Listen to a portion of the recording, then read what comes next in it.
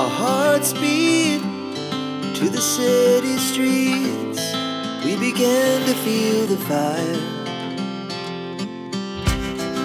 We rise like tall buildings as the chemicals, they take us higher. The night's young and it's just begun as she puts her hand in mine.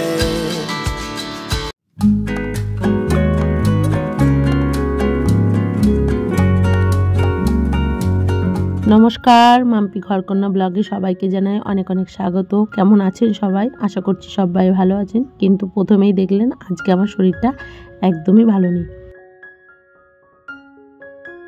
আর এত পরিমাণে শরীরটা খারাপ করেছে। ও সকালে একবার উঠে আবারও আমি শুয়ে পড়েছি। বাসি কাজকর্ম সেরে এসে গোপুসোনাকে জাগিয়ে আবার একটু শুয়েছি, আর হাজব্যান্ডকে চা করে দিলাম। ও খেয়ে কাজে বেরিয়ে গেল, আর বাবু আর সোনা পড়তে বসেছে। ম্যাম এসেছে পড়াতে। আর আজকের ওয়েদারটা দেখুন, মনে হচ্ছে বৃষ্টি আসবে, কিন্তু জানি না বৃষ্টি আসবে কি না। কিন্তু প্রচণ্ড শরীরটা আমার খুবই খারাপ করছে। তো কতক্ষণ আর শুয়ে থাকবো? এখন ঘড়িতে 9টা বাজে। তো শরীরটা খারাপ নিয়ে উঠে পড়লাম। এবার তো রান্নাবান্না করতে হবে, নইলে আমার মুখের দিকে তাকিয়ে থাকবে বাবু আর সোনা, আর সুকান্ত খেতে আসবে। তো যতই শরীর খারাপ হোক আর মন খারাপ হোক আর যাই হোক না কেন, নিজের কাজকর্ম নিজেকেই করতে হবে। আর একার সংসারে তো আগে করতে হবে, কেননা কারা অপেক্ষায় ফেলে রাখবো? কেউ তো নেই যে আমার কাজটা করে দেবে, বা আমার শরীর খারাপ সে এক গ্লাস জল এনে দেবে। তো বাবু একটু বড় হয়েছে, ও আমার একটু কাজ করে দেয়। যদি বলি বাবু আজকে শরীরটা ভালো লাগছে না, তুমি একটু পুজো দিয়ে দিও, তো সেটা দেয়। এক গ্লাস জল চাইলে দেয়। তো এই টুকিটাক কাজগুলো বাবু করে। আর সোনা তো একদমই ছোট, আর সুকান্ত সময়ই পায় না। আর সময় পেলেও বেটা ছেলে মানুষকে দিয়ে সেই কাজটা হয় না। ছেলেকে যাওয়া বলি, ও ভয়ে তাও করে, বা যে ঠিকঠাক করি নইলে মা বকবে। আর সুকান্ত তো ওইসব কোনো ব্যাপার না, ও তো কোনো কাজ করতেই পারে না, একটা বলে আর এক করে রেখে দেয়। তো এখন ওই যে ঘড়িতে 9টা বেজে গেছে, কিছু বাসন ছিল সেগুলো গুছিয়ে রেখে দিলাম। আর এদিকে ভাতটা বসিয়ে দিচ্ছি। আর কিছু করতে ইচ্ছা করছে না, আর মুখ চোখ দেখে বোঝা যাচ্ছে ভীষণ শরীর খারাপ। আর মনে মনে একটু রাগও হচ্ছিল, মানে অভিমান, যে আমি সংসারে একা, যদি কেউ থাকতো তাহলে টুকটুক করে দুজনে মিলে কাজকর্মগুলো সারা যেত। আর শাশুড়ি মাও যেহেতু আমাদের কাছে থাকে না, সেই জন্য আমরা একাই, উনি আমার ছোটো দেওরের কাছে থাকে, তো সেই জন্য আমরা একাই থাকি। আর নিজের একার সংসারে একটু তো কষ্ট হলেও কিছু করার নেই, সমস্ত কিছু দেখতে হয়, আর একা হাতে সমস্ত কাজই সামলাতে হয়। তাতে আমার শরীর খারাপ থাকুক বা না থাকুক, কেননা আমি ছাড়া করার মতো তো কেউ নেই। আবার দুটো ছোটো ছোটো বাচ্চা, তো ওদেরকেও দেখাশোনা করতে হয়, ঠিক টাইম মতো খেতে দেওয়া, স্কুলে নিয়ে যাওয়া, পড়তে আসলে ম্যামকে বুঝিয়ে বসিয়ে দেওয়া। তো এই সমস্ত কাজগুলো সমস্তই একা একা আমাকেই করতে হয়, আর আমি না করলে কেই বা করবে? তো যাই হোক, আজকে এত শরীর খারাপ করছে, তবুও ইচ্ছা করছিল না এই কচুলতিগুলো করতে। কিন্তু দেখলাম ফ্রিজে আর কোনো সবজিই নেই, করতেই হবে। তো আর ভালো লাগছে না দেখে এই কটার বাছলাম না, রেখে দিলাম। তো এই কটা লতি করি, কি রান্না করব সেটাই ভাবছিলাম। শুধু ভাবছিলাম ডাল আর আলু সিদ্ধ করে রেখে দেবো। তো ওদিকে সুকান্ত আবার খেতে আসবে, একবার ডাল আলু সিদ্ধ খাবে, আবার দুপুরবেলায় কি দিয়ে খাবে সেই চিন্তা করতে করতে ভাবলাম কি লতিটা ছাড়িয়ে নিই। তো কচুর লতিটা করব, আর ওদিকে ডাল করব। তো একটু পাঁপড়টাও ভেজে নিচ্ছি। আজকে আমার এত শরীর খারাপ করছে, কিছুই করতে ভালো লাগছে না, কিন্তু না করে উপায় নেই, নাছোড়বাদা করতেই হবে। তাতে আমি যতক্ষণ থাকবো ততক্ষণ আমাকে করতেই হবে। তাতে কেউ করুক আর না করুক, কেউ বলুক আর না বলুক, নিজের থেকেই বসে থাকতে পারছি না। এত শরীর খারাপ, মনে হচ্ছে শুয়ে থাকি, কিন্তু শুতে গিয়ে শুতে ইচ্ছা করছে না। মনে হচ্ছে আমার রান্নাঘরে কত কাজ রয়েছে, ঘর দুয়ার পড়ে রয়েছে, ছেলেরা খাবে, এই সমস্ত কাজ পিছু টানছে। সেই জন্য আর শুয়ে থাকতে পারলাম না, উঠে চলে আসলাম, যে না, শরীর তো খারাপ করবেই, আমি যদি এই নিয়ে শুয়ে থাকি তাহলে আরও বেশি শরীর খারাপ করবে। তো তার থেকে বরং আমি উঠে টুকটুক করে যত দূর পারি কাজকর্মগুলো সারি, যখন দেখবো আর পারছি না তখন গিয়ে একটু শুয়ে পড়বো না। শুধু ঠান্ডা লেগেছে আর গাটাও একটু গরম হয়েছে, মানে জ্বর জ্বর ভাব এসেছে। হঠাৎ করে এরকম হয়ে গেল, বৃষ্টির জল পড়েছে এর আগের দিন।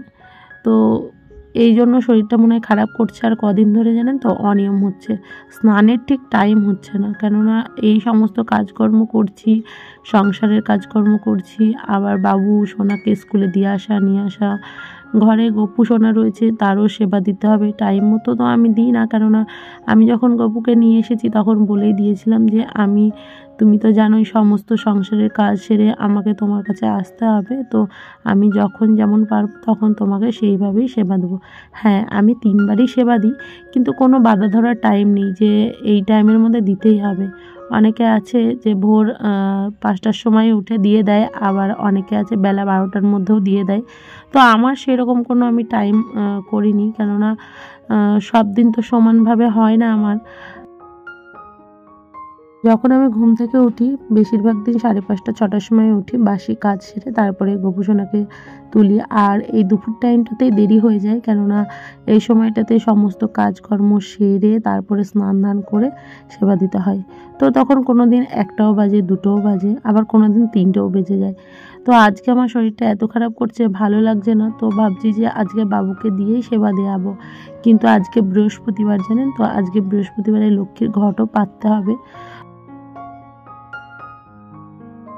কিছুটা রান্না করার পর সুকান্ত চলে এসেছিল, আর ওকে খেতে দিয়ে দিয়েছিলাম ডাল আর লতি দিয়ে, আর পাঁপড় ভাজা করেছিলাম। বাবু সোনাকেও তাই দিয়ে দিয়েছি, আর আমিও কটা ভাত খেয়ে নিয়েছি। ফ্রিজে দেখলাম 4টে ডিম রয়েছে, তো ভাবলাম ডিমের একটু কষা কষা করে রাখি, কেননা মুখে তো কিছু ভালো লাগছে না, আর আমার মুখটা ভীষণ তিতো হয়ে রয়েছে। আর ওদিকে বাবুরও খুব মুখটা তিতো হয়ে রয়েছে, ওরও ভীষণ ঠান্ডা লেগেছে আর আমারও লেগেছে।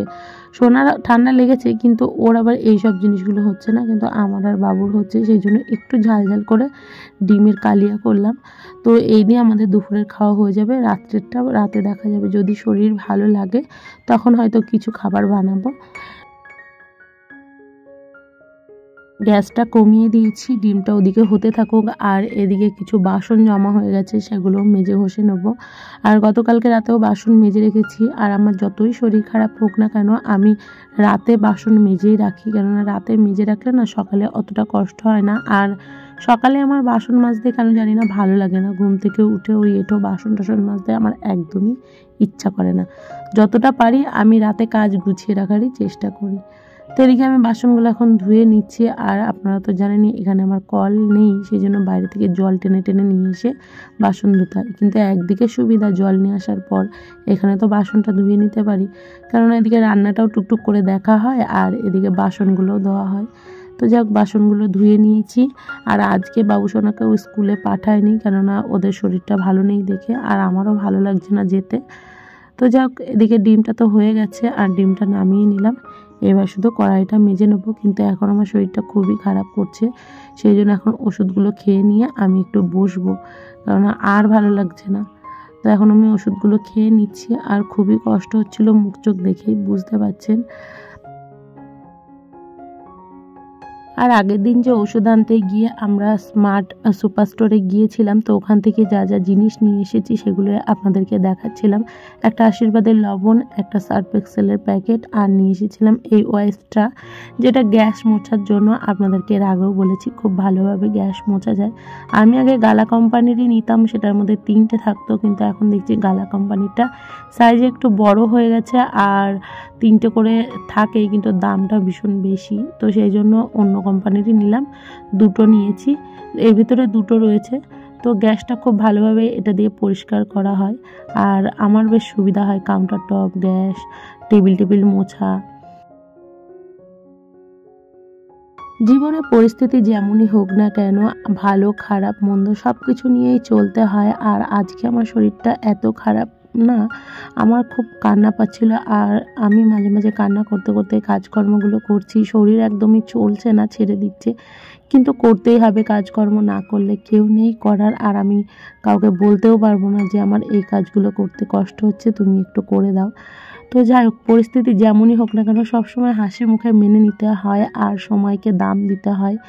তো আমি যতক্ষণ রয়েছি ততক্ষণ তো আমাকে কর্ম করতেই হবে, আর কাজকর্ম ছাড়া একদমই ভালো লাগে না, আর কারোরই ভালো লাগে না। হ্যাঁ, যখন একটু মনটা খারাপ থাকে বা শরীরটা খারাপ থাকে তখন হয়তো ভাবি যে এই সময়টা ভালো না, কিন্তু সব সময় সময়ের দাম দেওয়া উচিত বা ভালো রাখা উচিত। যেমনই হোক না কেন, সে খারাপ সময় আসতেই পারে, খারাপ ভালো মিলিয়েই তো জীবন, আর এইভাবেই বেঁচে থাকতে হয়। তো যাক, সমস্ত কাজ সেরে নিলাম, আর এই শরীর খারাপ নিয়েই সংসারের সমস্ত কাজ একা হাতে আমি সামলাই এইভাবে। তো দুই ছেলে শুধু স্কুলেই যায়নি, তাছাড়া ওদেরকে সমস্ত কিছুই করিয়ে দিতে হয়েছে। আর আজকে যেহেতু বৃহস্পতিবার, তো আজকে আমাকেই পুজো দিতে হবে, আর সেই জন্য আমি লক্ষ্মীর ঘরটা পেতে ভালোভাবে পুজো দিয়ে নিলাম। আর এখন আমার শরীরটা বেশ ভালো লাগছে, যেহেতু ওষুধটা খেয়েছি, কাজকর্ম সেরেছি, স্নান করেছি, ফ্রেশ হয়েছি। আর ঠান্ডা তো অবশ্যই লেগেছে। আর কি কি রান্না করেছি সেটাও আপনাদেরকে একবার দেখিয়ে দিলাম। তো যাক, দুপুরে খাওয়া দাওয়া করার পর আমি একটু ঘুমিয়েছি, আর তারপরে রাতে রুটি বানাচ্ছি। আজকে রাতে রুটি, আম আর মিষ্টি দিয়ে খাওয়া হবে। তো যেহেতু ঠান্ডা লেগেছে তার জন্য রুটিই করলাম। তো আজকের মতো এইটুকুই ভিডিও, দেখা হচ্ছে পরের ভিডিও। সবাই ভালো থাকবেন, সুস্থ থাকবেন আর সাবধানে থাকবেন। টাটা।